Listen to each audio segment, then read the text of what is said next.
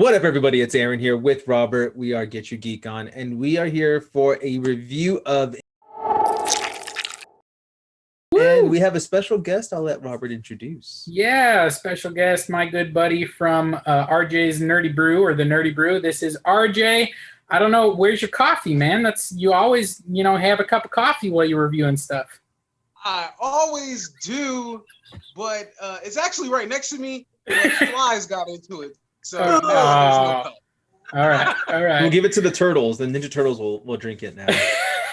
Well, I'm just excited to have RJ with us talking Invincible. He and I, we chat all the time about geeky stuff, but usually we don't get to do it on video. I think this is one of our first times doing it on video, so I'm just excited to join and make sure you follow his page on YouTube, RJ's NerdyBrew, and go subscribe there because he's got a lot of awesome content that is different than what we offer too.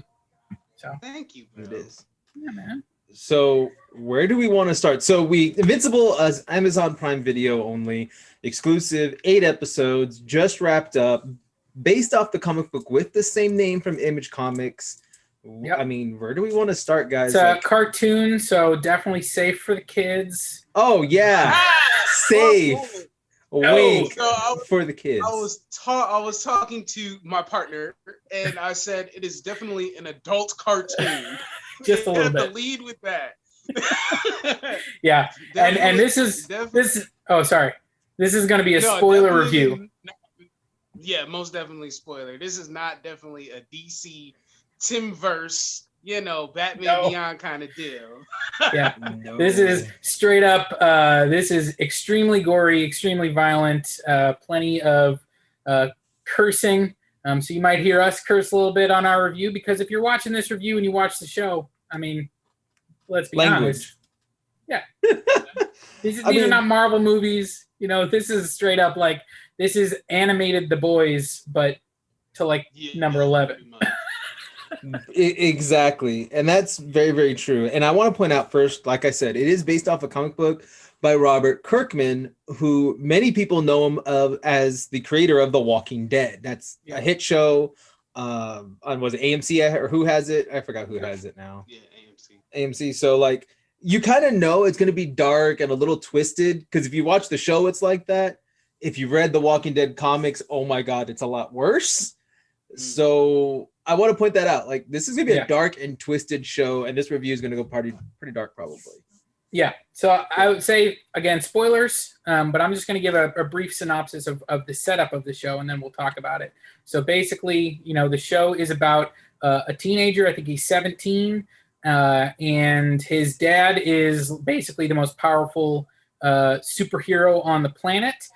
He's kind of a proxy a little bit for Superman. He comes from a different planet, and he's got, super strength, flight, invulnerability, it seems like, for the most part, those types of things. And our main character, Mark, just wants his superpowers. He's waiting for the day he gets them. He finally gets his superpowers, and then this is kind of his journey of learning how to use them, learning maybe some secrets about where he comes from and his dad and what his dad is actually up to, and kind of navigating the teenage life along with the superhero life. So there's some shades of Spider-Man in this as well, and definitely just a character who's trying to find his place in the world, and that's very complicated as we get through it. So as we dive into the show, RJ, what are your initial thoughts? I know you said that you have not or had not read the comics before watching this show. So what were your initial thoughts as you got into it? Were you shocked by what was going on? Was it, kind of like you were figuring out, as it was going along where it was leading? Right. So I was trying to figure out things as it was leading, because just being introduced to a new show. When it first premiered and I watched the first episode, I was like, because there was background noise from the internet community that the show can be rough or would be rough. Yeah. And I was like, this is a little tamed. I don't know what they're talking about. And then when you make it after the premiere, and I'm like, oh, this is what kind of show this is. Yeah. And showing how, if we're going spoilers, how Omni-Man destroys the Guardians of the Globe, who are like an analog for the Justice League.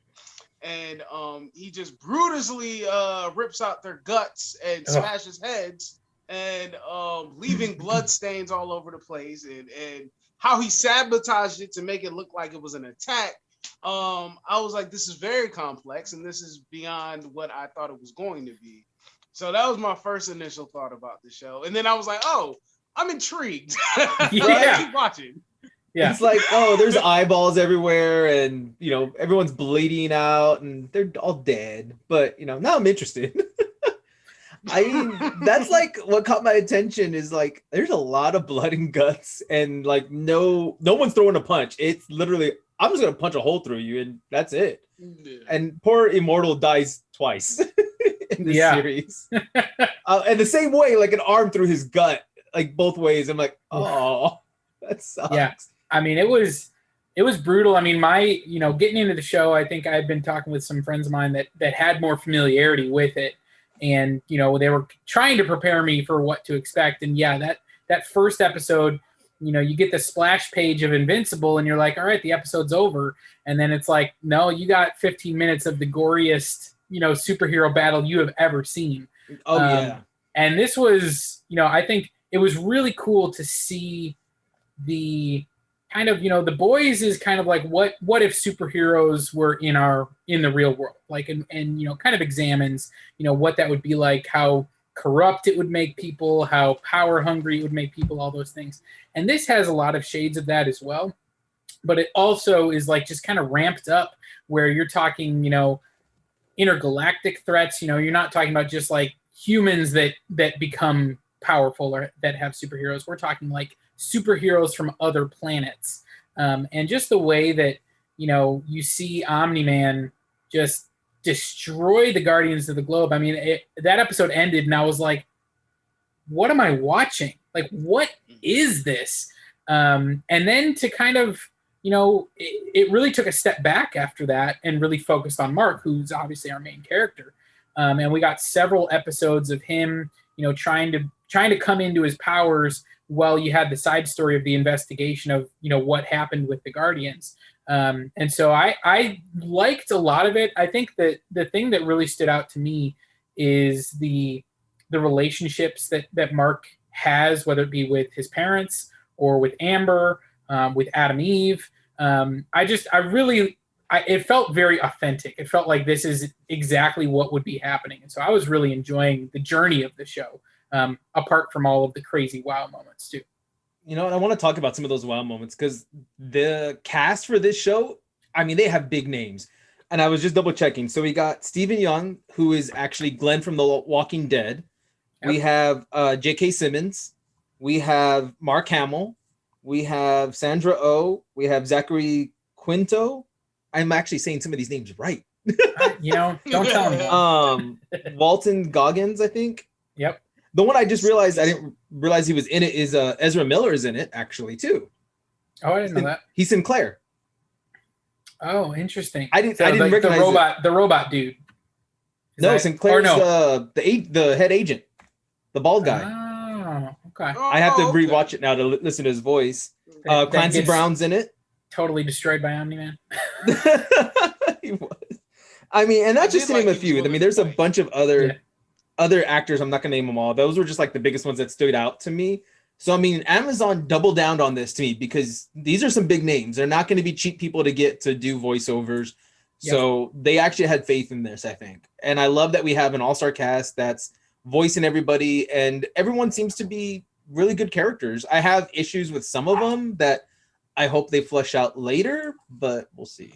Yeah, there's a lot set up in this season that they don't really return to. Except in that final, like that montage. Yeah, Seth Rogen's in this too. That montage at the end of episode 8 where, Mark is talking to the alien on the moon and he's like, what are you going to do in the meantime? And like it flashes back to everything we've seen in the series. I'm like, ooh, we're going to revisit all these storylines. You get the lava monsters with the earthquake guy. You get the aliens that keep invading Earth for whatever The reason. Flaxons, yep. Yeah, it's like you guys got your asses kicked like 3 times now, and you still want to do this? They're pissed off now. Was They the, really the, are. the green aliens? Yeah, the ones with that like the age. time dilation. Right. Yeah, yeah. that was crazy that they were very unrelentless. Right? It's like we're just gonna keep coming. We're gonna keep coming back. Yeah, they're Yeah. just gonna keep coming. But yeah, That I was mean, we've still wild. got stuff with the Mahler twins. You know, like they're gonna come back into play. Obviously, we've got everything going on with that the Mars episode. You know, set up like an invading species that we haven't seen on Earth yet. So I mean, like there's a ton of content, and they've already greenlit seasons 2 and 3. So we know we're gonna revisit that, which is exciting. But definitely this season, I mean, I thought it was awesome. I did kind of like the big twist, which is kind of revealed in the final episode where Omni-Man, says he, like kind of says why he's there and all that stuff. I felt like I was able to guess that pretty early on. I don't know. Did you guys like figure out that he definitely was not from this benevolent peacekeeping, like he wasn't just a guy who went rogue. He was like sent that, like that was something that I was like, I'm pretty sure he's on a mission to do all this stuff. That's kind of how I felt. So it didn't feel like a great twist. I'm gonna be honest.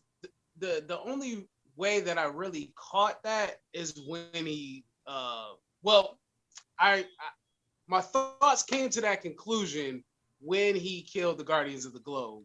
Yeah. And I was like, okay, for him to wipe all of them out, they were a threat, and he is there for something bigger if he has presented himself as somebody he is when he actually isn't. So that just came to my mind to be like, oh, he has ulterior motives. Yeah.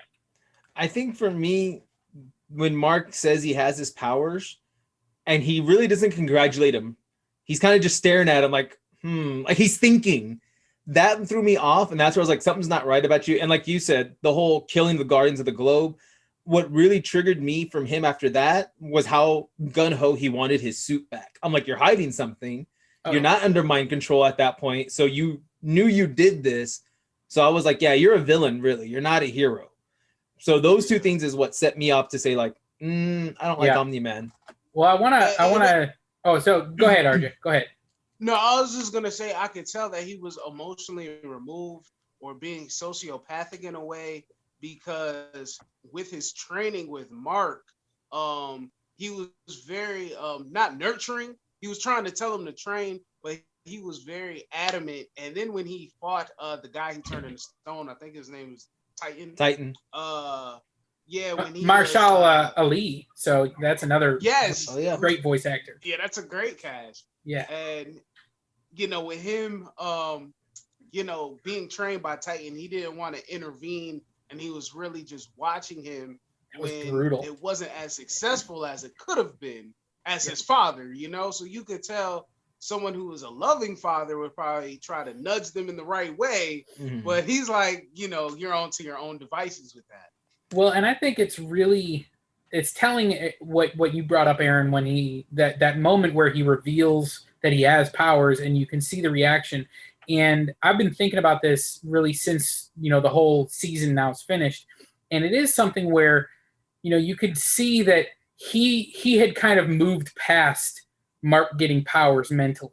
Like he had kind of like, oh, he's not going to be a Viltrumite, which makes his mission easier, and so it was kind of like he wanted either get powers when he's really young, and that way he can mold him as a child and really, bring him up in the way that, like he would be on his side, or never get powers at all. And so the fact that it was this way, it really seems to throw, Omni-Man off, and he doesn't know how to do it because at this point, Mark is, he's 17. He's got a lot of thoughts and ideas about the world and about, what heroes are and all those things. And so now Omni-Man's trying to, subtly rewire his brain. And you've got, mom there being like, no, be a hero, go help these people, like do all these things, reinforcing everything that Mark has been taught his whole life. And so it really is, you could see the struggle that Omni-Man has, because he wants to, bring his son along with him, but he knows how hard it's going to be, and you see that come to a head in the final episode with their battle, which was amazing. I mean, it was that moment in the subway was so brutal. I mean, like it was. I was watching it, and I was like, I can't believe this. Yeah, I was cringing legitimately. My heart was breaking. I was like, I can't believe they're going through all of this. I can't believe that they're showing it. And I can't believe all these people are dying. Right? Like all of them. Mark's just like, no. And then he's just crushing them. I'm like, oh, dude. Yeah. See, and I think he just has to sit with that. He does, knowing that he murdered them essentially, even though he didn't want to. It's still on his hands somewhat. Yep. And I think the other thing, like y'all are commenting with Omni-Man, I really do think he was trying to figure out too his strength, because was it 7 or 8 where he explains what happened on his planet, how only the strong survived. Oh yeah. I always think, and this is like looking back now when they were training, I'm trying to figure out, was he testing how strong Mark was really? Because he was like punching him hard in the chest. He's like, oh, like, okay. And I think he's trying to realize like, you're not going to be able to like stand your ground against me, because, well, I beat all these other people on my planet and killed thousands, if not millions of people already. So, you're nothing to me, because he already knows he's stronger. So I'm wondering if like he wasn't not only training Mark, but testing like, can I beat Mark? Like, that's what I wonder. Yeah, I think that's definitely an aspect of it, is he's, he's testing his limits, because he's, I think he mentions, that Viltrumite DNA is so strong that it's basically like 95% is what Mark is at. Yeah, you're pretty much I can't say the dang word. Yeah, and so it's one of those things where I think he is trying to, establish, is this someone that, obviously we're going to weaken Earth and we're going to take it over, but then is he someone that's going to be part of the ruling Empire. class of Viltrumite? Because he's got the same powers as everyone else, or is he hey, you're a weakling and we're going to destroy you? And so I think that he's definitely testing his limits, and we see, I mean, obviously, Mark ends up like in the hospital 2-3 times, weeks, wasn't it, or something? I don't know. Well, it was definitely after his battle with Battle Beast, and then obviously after his battle with his dad. Yeah. And so I mean, like he gets messed up a couple times. And so they do not shy away from the brutality in this show. Oh yeah. And not just among the people that get killed. Yeah. And there's something I want to touch on, because I know we're bashing Omni-Man about, he's the villain and you're not supposed to like him no matter what. But you know me, Robert, I like the villains. I do. I love Dr. Doom, one of my favorites. Do you think he was right in anything that he said? Did anything ever say like, well, that kind of makes sense to either one of you? No? No, I mean, he gives that speech in episode 8 about, like, living for the strong are going to survive, and, they can join our empire or die. I mean, like, this is all just straight fascism. Like, this is... Well, it is, yeah. Good. Being tyrannical. Yeah. Exactly. And he's not even like, the thing is that, and I think you can see his flaws as a father, his flaws as a man, in the way that he's approaching Mark with it, because he's not really even trying to win him over to his point of view. He's just punching him repeatedly and killing people to show him how worthless it is. I mean, that moment, and it was so obvious what was going to happen, but it was still brutal when Mark saves that pilot, and then Omni-Man just comes down and just kills him. Like, dude, you spent all that effort. Oh. And I was like, I knew it was going to happen. Like, I was watching it, and I was like, you're going to spend all this time saving this pilot, and your dad's just going to come down and kill him anyways. And it was like, but it was still so brutal. And so, Omni-Man is just straight up a villain. No, that's crazy. Now, for me, I didn't think he was going to get killed, because I was thinking that was going to be like the gun on the wall to say it's worth it. to be a sign of showing, you're saving people, and this one person that you tried to save. And I was hoping that the guy was going to run off and be like, okay, thank you. But no, Omni-Man did not let that happen. So this is definitely subverting expectations. And here's like you said, it's fascism. It's a tyrant. It's the whole premise of Star Wars being in the Empire, and that's what they were building essentially. The only thing I kind of gave him, and I was like wondering, how would I feel? Because he comments they live for thousands of years, and so what is not even our human lifespan in America is 86 for an adult. What is 40 years or 50 years to someone who lives 2,000 or 3,000 years? And I'm like, do you grow cold over time? Were you a good person maybe at one point? But you've seen so much death, and he tells Mark, before you even look 30, everyone's gonna be dead. What's up? Yeah, he said to Mark, I could wait another 17 years. What does it matter? Yeah. Oh, that hit hard. Yeah. I was like, oh, you went there. He's just basically like, I'll kill you and start again, and I won't care. That was brutal. And again, yeah, you see that detachment, and that I loved the moment that Mark brought him to, when he's like, in 1,000 years, what will you have? Who will you have left? And he just says, I'll have you, Dad. And that was such a great moment. And it caused Omni-Man finally to pause and ponder what he was doing and think back to. We get the baseball game when right? Mark was a kid. Yeah, you punched out his teeth, so he looked like a kid with missing teeth and that kind of stuff. And that flashback was really cool, I thought. I mean, it was a good window into, again, Mark's mom and the relationship she had with Nolan, with Omni-Man. And so, yeah, I really enjoyed that moment. And yeah, then he's out, and nobody knows why. Nobody knows where he's gone. You've got, Alan the alien coming back and being like, they don't abandon their posts, so this is not a good thing. He's gone, which is a good thing, but we don't know what he's doing, and that's not a good thing. Yeah. And so I don't know how much a ticking time bomb. Yeah, exactly. So how far are you in the comics? Is it kind of similar, or is now Robert Kirkman in the comics for Walking Dead is a lot more gruesome?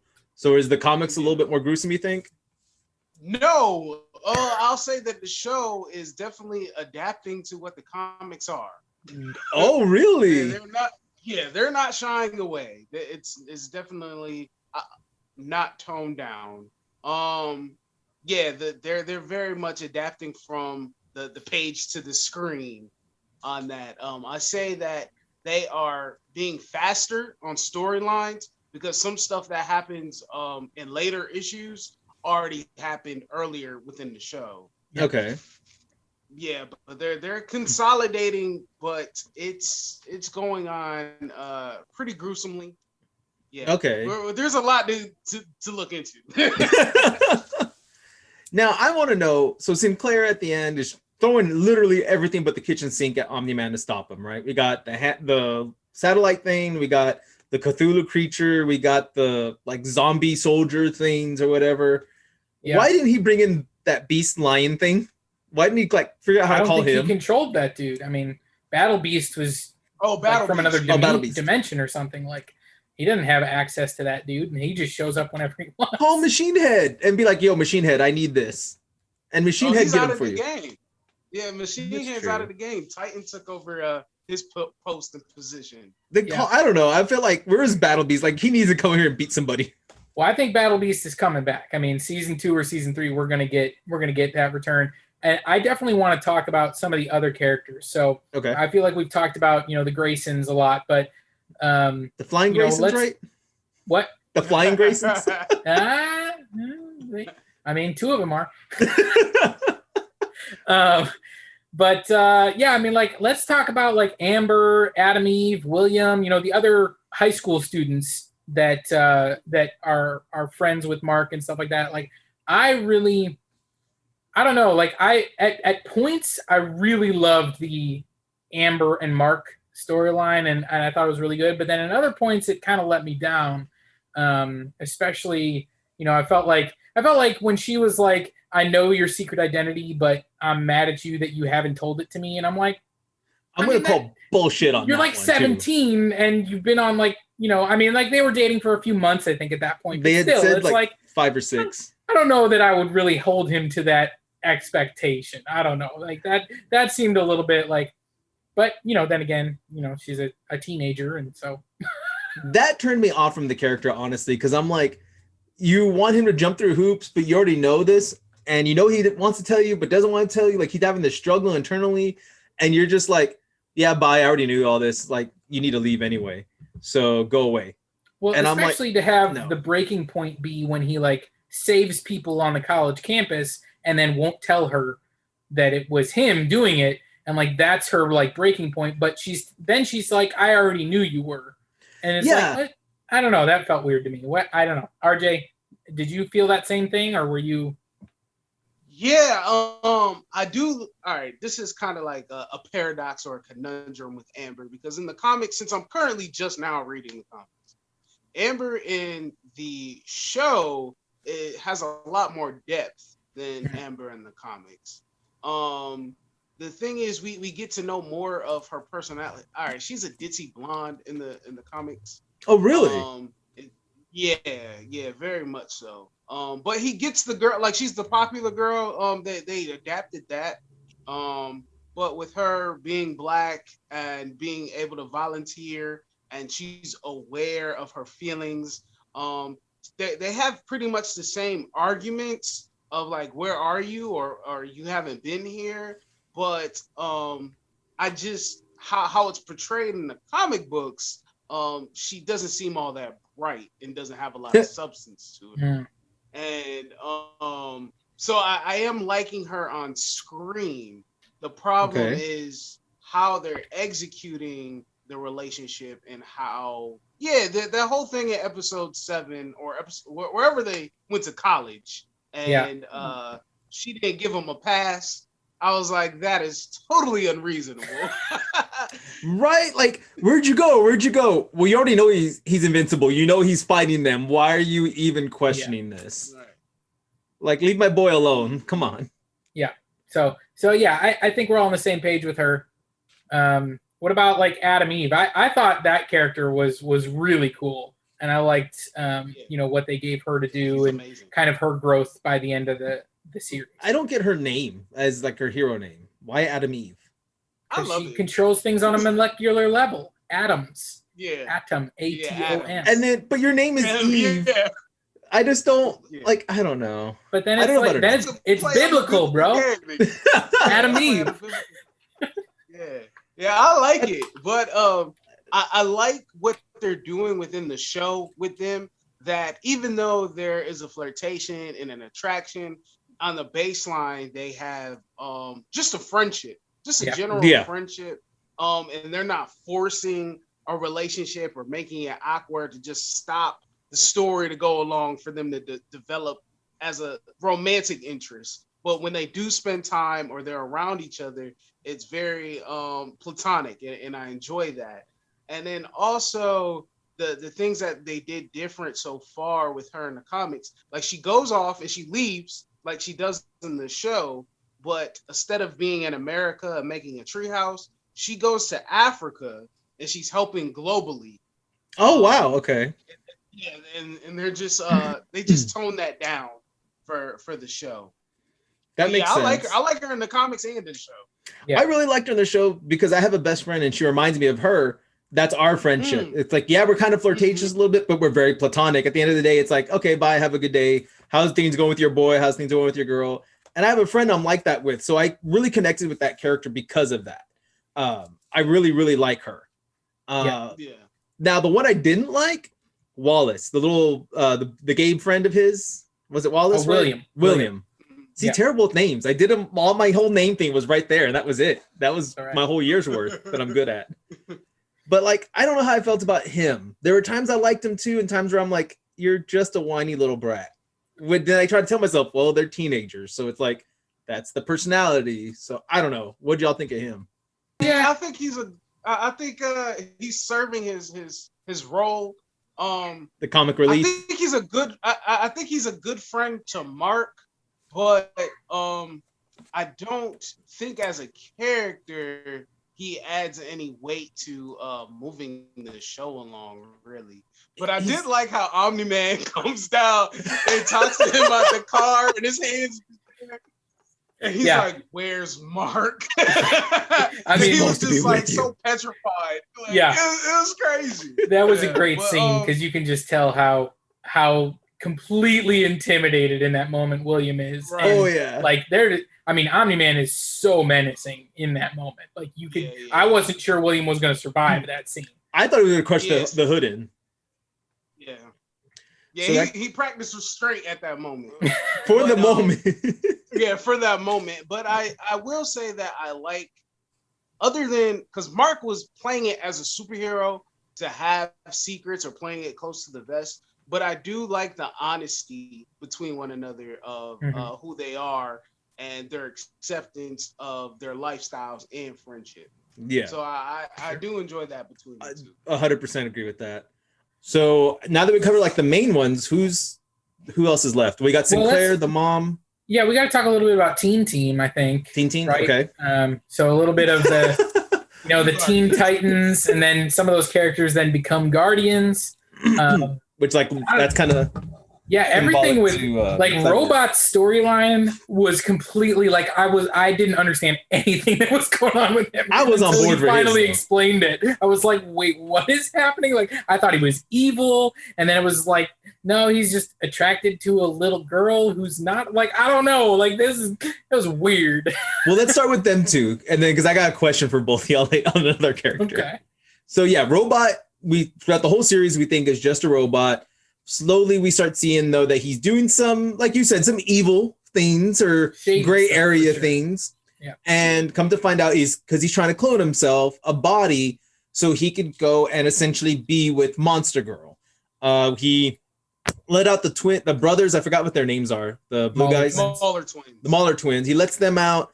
They come out and they give him a new body. They clone it. He tries to take him back to jail, but Omni-Man starts attacking, so they're still on the run for a quick moment, we'll say. But he has the body, and he looks like Rex, right? Or Rex. Rex Explode. He looks like him, and he picked the body because he thought Monster Girl was attracted to him. So there's a lot of weirdness. It was weird, but I get why he did it. It all made sense to me. I'm like, at least it makes sense. You find out he's a 30-year-old man that is highly intelligent, and his body failed him, and he was just living inside these robots until he had a reason to leave, which was to be with Monster Girl. But I mean, that kind of sums him up. But I liked him. I enjoyed his character.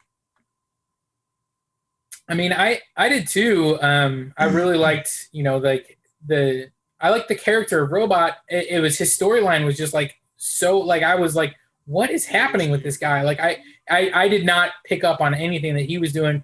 And then, he comes back in like a 10-year-old boy's body, to get with Monster Girl. And I'm like, but at some point, and I still I'm like, did he, he's supposedly his genius. I'm like, did you think it through? Like, do you have a cure for Monster Girl? Like, because otherwise she's going to keep getting younger and you're going to get older because that's how it works. And I don't know. Like, this is already creepy, and I feel like it's only going to get creepier. Yeah. Keep transferring your conscious into another 14-year-old boy, I guess. I don't know. And then kill your older self every time. Like, you're going to have to murder him. I don't see, but here, that's pretty much like The Prestige. Right? Oh, I love that movie. And see, here's my thing, though. So Monster Girl de-ages so much every time she transforms, right? Yeah. But if she doesn't transform for 2 years, does she normally age to 16? Well, she aged to 16, essentially. Yeah, I don't think they explain that, so I don't know. Yeah, they don't explain it. Because to me, well, then don't transform for a while so you can grow up and just be like, hey, I'm out of the superhero business for a while because I want to get older. And then, okay, I'll help out here and there. I don't know. Like, that threw me off because I'm like, you make the comment of do you want to change my diapers later? It's like, do you never age then at all? Like, because at some point, are you technically immortal? Like, you keep aging up and then you're like, let's say you didn't change for 50 years and you're 50. It's like, oh, well, I think I'm gonna go ahead and keep changing now. So I go back down to my 20s. Are you immortal technically? Like, I would do something like that. Like, every now and then just pop in. Like, yeah, I'm gonna help for a while and then disappear, pop back in, and you're immortal. I don't know. What did you all think of Monster Girl though? Did you like her character? I think it's being true to what's going on in the comics so far, what I've read. Everything that we've seen in the show is pretty much true.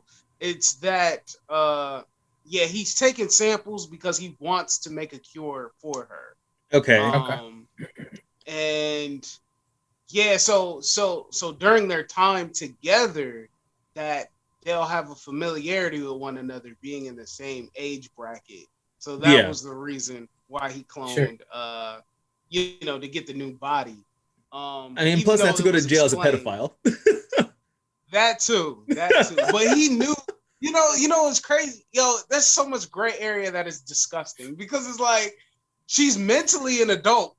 Yeah, because she said she's 25, right? And so is he. Yeah, in the comics, she's 29. Yeah, so is he. Okay. But his body couldn't, so. Yeah. Yeah, he's 30. Yeah, he it's all weird. It is. It's like, so I don't know. I'm bowing out. I'm not gonna. The cops let the cops deal with that. Right.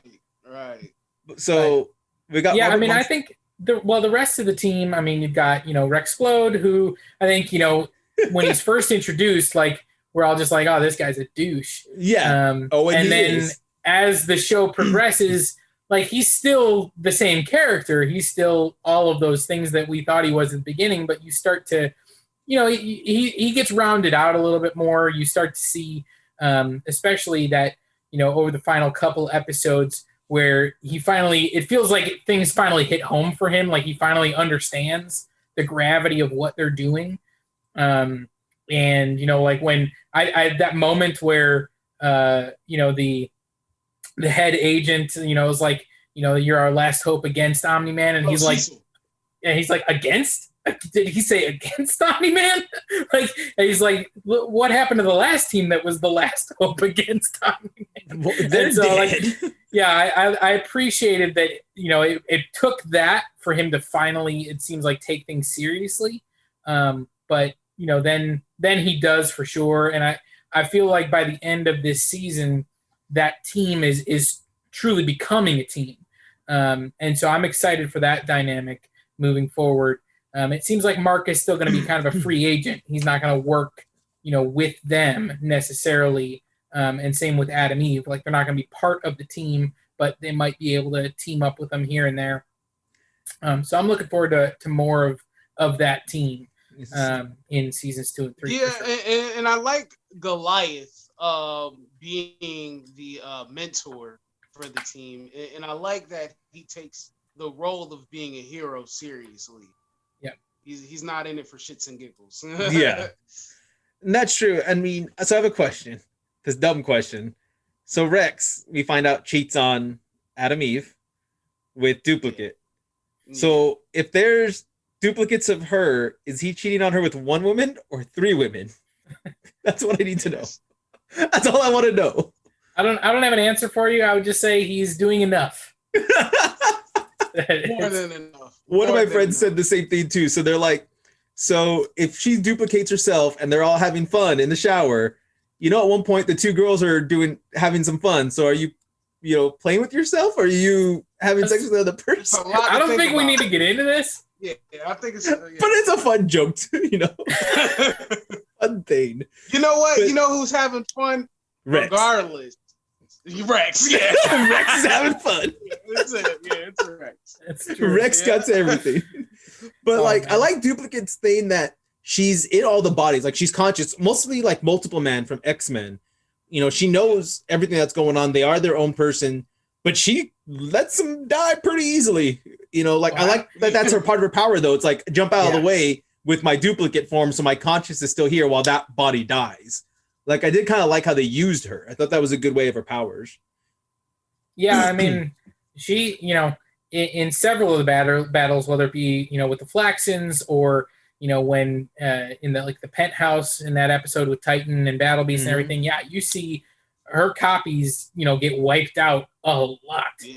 Yes. And you wonder is that like just, kind of she's grown lax with some of her powers or her training because she goes, I don't have to worry about it because I always got an extra copy. Yeah. And because I was like, man, you're just letting these go. I'm not too sure about how her powers work. Yeah. But I know that in the show Legion of Superheroes, it was an old show, on the WB, there was a girl who was able to duplicate herself. And one of her, I don't know, yeah, I think it was in the 3 people, or 3 bodies, I should say. And one of them died. And so the two regular bodies came back together. So she had to deal with that loss. So Yeah. I don't know if that happened with Duplicate, if she loses a piece of herself like every each time. Yeah. Every time. Yeah, one of her cells dies. And it's interesting too, because I wonder, like, they haven't really explored it a lot. And she's not obviously the main character or anything like that, but I wonder, like, does she have a prime, like, person that if you kill that one, all the rest of them would die too? Like, they didn't really, they haven't explained number that. one. So, because they'll have numbers on them. So it's like, if I killed that number one, would the other 5 die right afterwards? Right. Yeah, and I don't know. I mean, it's interesting. Here's my other thing. So using the Rex scene with her, and so there's 3 of her, can she pull the other 2 back into her, or do they keep roaming around until they die? That was something I was trying to figure out too. It looks like they come back together whenever she wants to. Okay. Because you don't see like multiple duplicates walking around after every battle. Like, exactly. They're all at headquarters or anything. You only ever see one unless she's making that choice. So I think they all just, whenever she chooses, they come back into her. But yeah, they didn't really explore her powers a lot. Maybe we'll see more of that as it goes on, but maybe not. She's a supporting character, and so we don't necessarily need more. And hopefully I hope they flesh it out later, because I would like to be, like you said, the whole, do you lose a part of yourself when this person dies? And then, like, I know there's a storyline with Multiple Man in X-Men where his duplicates, he sends them off to go do whatever, and they live their own lives because he wanted to know how it would feel to live as other people. But the only way to get the memories of what they did, he had to kill them so their conscious would go into him. So he had like this guy who was like a lawyer or something. Well, he knew all the laws. So he kills them. He inherits all that knowledge.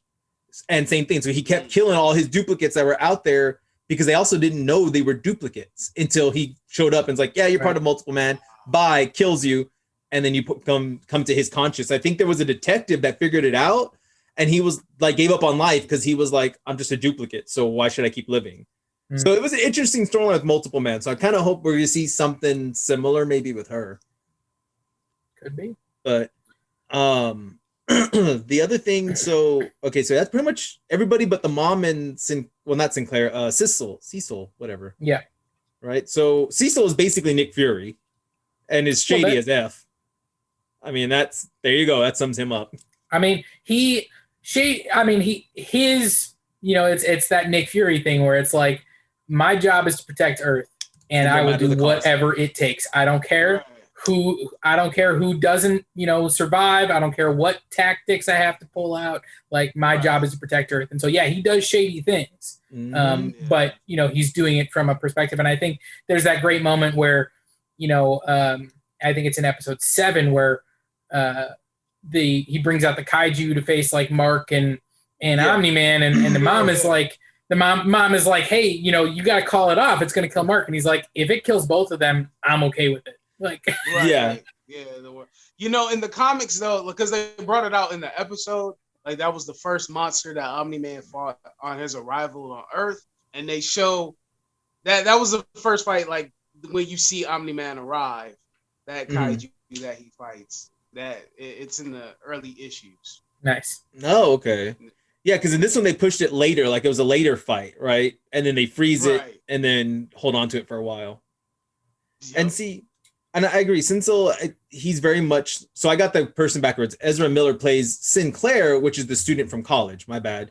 So then he enlists Sinclair to help him make those zombie robots. And he's okay with that. And it's just like, Nick Fury, 100%. This is what Nick Fury would be okay with, because those scenes slowed Omni-Man down. And you could see, like, he's disgusted by Sinclair. Like, he's like, I can't believe that you would do this. But then he's also doing it. Like he's using that tool in his toolbox. He's like, I don't like this tool, but it gets a job done, so I'm going to use the tool. Yeah. Well, doesn't he tell him when they're in the... Oh, no, go ahead. No, go ahead. No, I was going to say, isn't there a part where Cecil even tells him, don't talk to me or something when they're like all sitting there watching the fight. He's like, don't even look at me. Like, yeah, he's disgusted by it. Yeah, he says, there's a line in Mission Impossible 3 from Lawrence Fishburne. And he says to Ethan Hunt, he says, I will bleed on the flag to make sure that those stripes are still red. Yeah. And that just makes me think of Cecil, of that, his patriotism and his duty to his position. He'll do whatever it takes. Yeah. That's a good callback. That's a good movie. That one was great film. And talking about him, I think he needs to be in that gray area. He needs to live there, because to protect the world, you can't just always be righteous like Superman or somebody. Like, you have to live in that gray. Like, yeah, you know what? This is messed up, but like you said earlier, Robert, it gets the job done. It slowed Omni-Man down. Kaiju might be able to kill him. What did Spock say? The needs of the many outweigh the needs of the few. Exactly. Yeah. And that's him. But that was also like, Spock sacrificing himself, not necessarily other people. Well, you can look at it this way, though. Cecil's like, I'll sacrifice anyone and everyone. Like, I did love that moment as he's like teleporting around, like, and Omni-Man keeps trying to grab him in that final time where he like gets half of his tie. And you're like, oh, he was so close. Oh man, that was really cool. And I think we'll start wrapping up here and make sure if there's anything else you guys want to talk about that we hit on it. But like overall, I think the show was a really cool exploration of what it means to have superpowers, and like family dynamics, the relationships, and how you balance that. I just think like it was all of that, and then it was like we're just gonna dial up the violence to 11 and see what happens. And so definitely like the violence is gratuitous, and there's a lot of it, and that might turn some people off. But I think there's a lot more to this show than just violence. I think there's a lot of really cool themes that it's playing around with, and interesting stories, and definitely where it's gonna go next.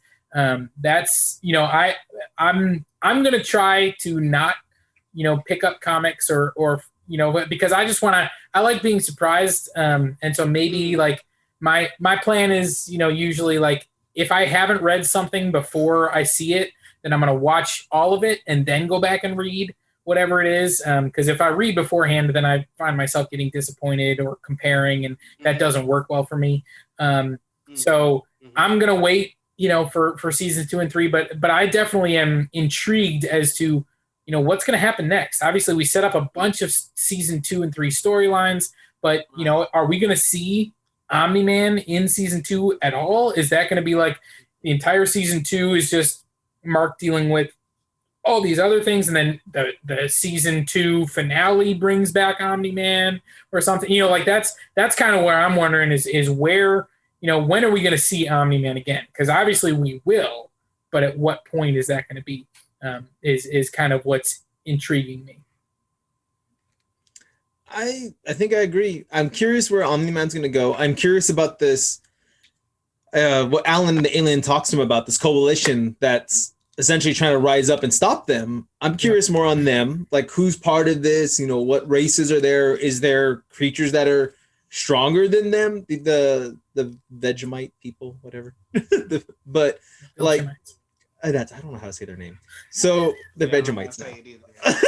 See, we know. I already spent all my knowledge on like how to say these things on like names. So Steven Yeun. Yeah, that was it. That was all. I got it. I got one. So I'm curious, like what else is out there. I'm curious where we're already in space essentially at this point, and he's gonna talk to the coalition about bringing Earth on and like how they can help us, kind of thing. So I'm curious where that's gonna go, and I'm hoping Amazon doubles downs on second season and third season with the animation and the voice actors. There was only a couple little parts with the animation that I didn't like, where you could tell it looked weird, but overall it looked really good. But I hope they double down and still get some of these big actors and maybe even bigger ones to come by and lend their voice. Yep. What about you, sir?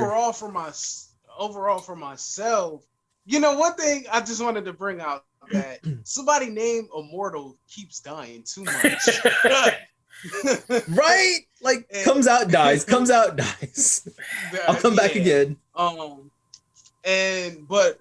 just the things that they're bringing out all right, for me, myself, it's crazy that I'm watching this train wreck, and that is a joke if y'all get it. But I'm watching this train wreck of a show because I'm somebody who doesn't like gore. I ain't gonna say abhor, but I try to stay away from that very much so. I'm not gonna say I'm queasy, but I do care about people's lives to not see that. And even though it's animated, it's just the fact that like they're just taking it there. And so this is like a train wreck that I just keep looking at, of seeing all the devastation again and again, week after week of this show. But with that being said and getting that out the way, the show in itself is very solid. It's one of the newest good animations. Even though it's geared to adults, there is so many good things about it, of character development, storytelling, plot points, performances in the voice work. And I'm really saying that J.K. Simmons is really killing it, just in his cadence and inflections of when to be, at dad Omni-Man and to when to be villainous Omni-Man. And it's just killing it all the way. And if I was to give it a grade, I'd give it an 8. Like, I think it's a good show. I'm waiting for an ask for pictures of Invincible or something at some point. Just be like, I need pictures of Invincible.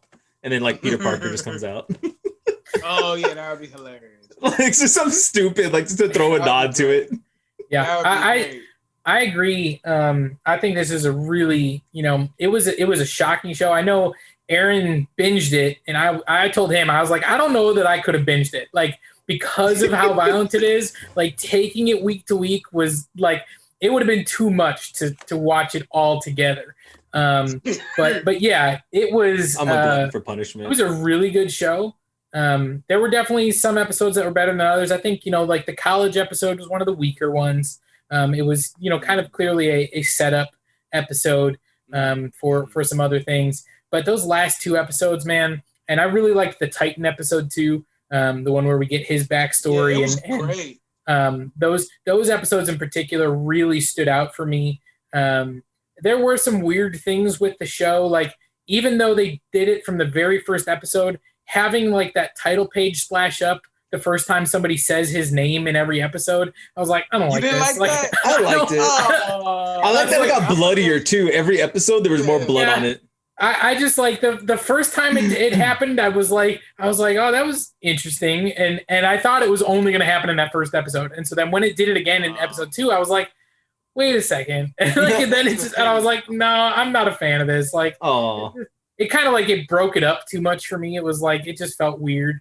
But yeah, I mean, I thought it was a really solid show. I think there's some of the supporting characters, you really get a good sense of who they are and what they're about. And some of them aren't quite fleshed out as much as we would like. So I do like, various aspects of what they're giving us. Obviously, the main characters, they spent a lot of time on those relationships, and I thought they really worked.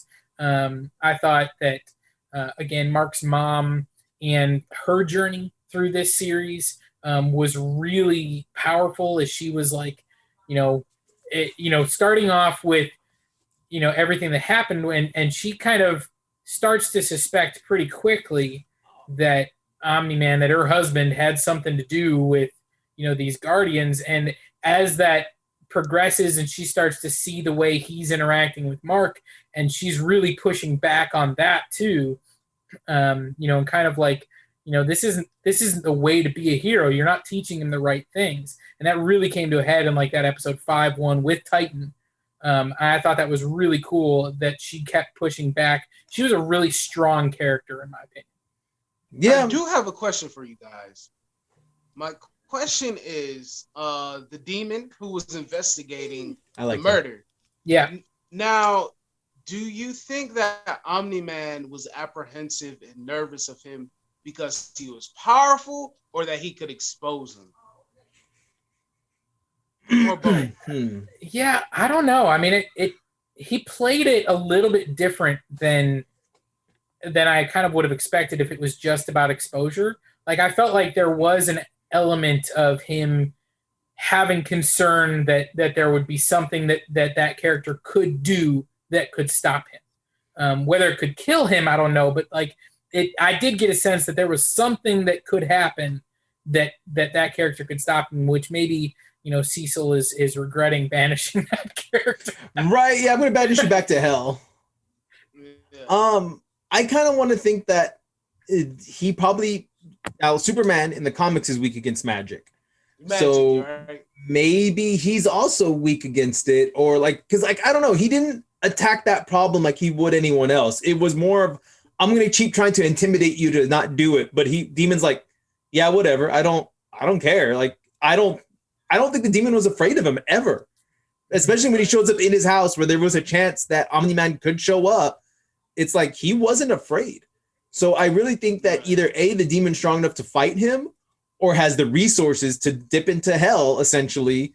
And, you know, now you have demons and gods and the devil or whatever to fight. It's like, now I mean, no matter what, in the end, Omni-Man is still a mortal human that can get hurt. So how do you face up against a real god, you know? Yeah.